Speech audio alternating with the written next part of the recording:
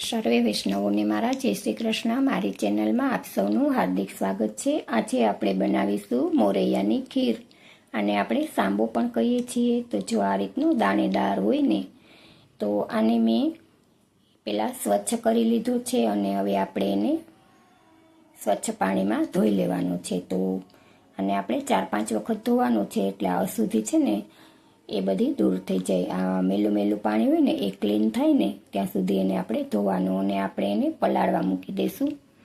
તો મોરૈયો પલળે ને ત્યાં સુધીમાં આપણે દૂધને ગરમ કરી લઈએ। તો કોઈ પણ જાડા તળિયાવાળું તમારે પાત્ર લેવાનું। તો પાત્રમાં પણ નીચે ભીનું કરવાનું અથવા તો 1 ચમચી જલ કરી અને પછી જેમાં દૂધ કરવાનું, એટલે દૂધ તળિયે બેસે નહીં। તો દૂધ તમે અહીં ક્રીમવાળું કે ફેટ વગરનું પણ લઈ શકો છો, પણ જો દૂધમાં આપણે મોરૈયોને પકાવીશું ને તો એનો સ્વાદ સરસ આવશે।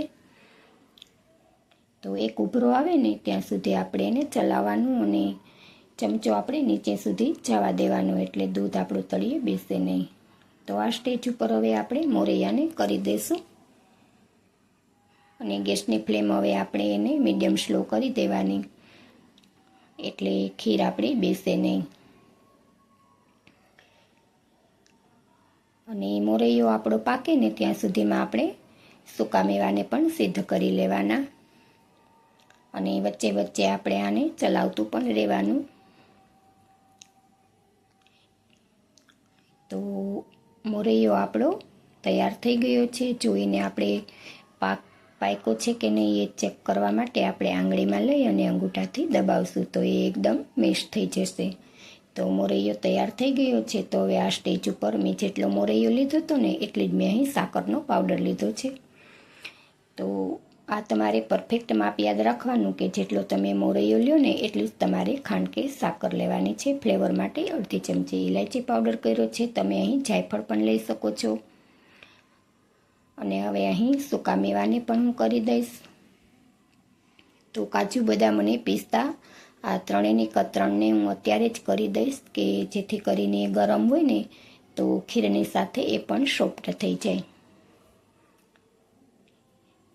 તો ખીરની થિકનેસ આપણે થોડીક ઢીલી હોય ને ત્યારે જ આપણે એને નીચે ઉતારી લેવાનું, કેમ કે કડાઈ આપણી જાડી હોય અને ઠરે ને એટલે ઠર્યા પછી એ થોડુંક થીક થાય।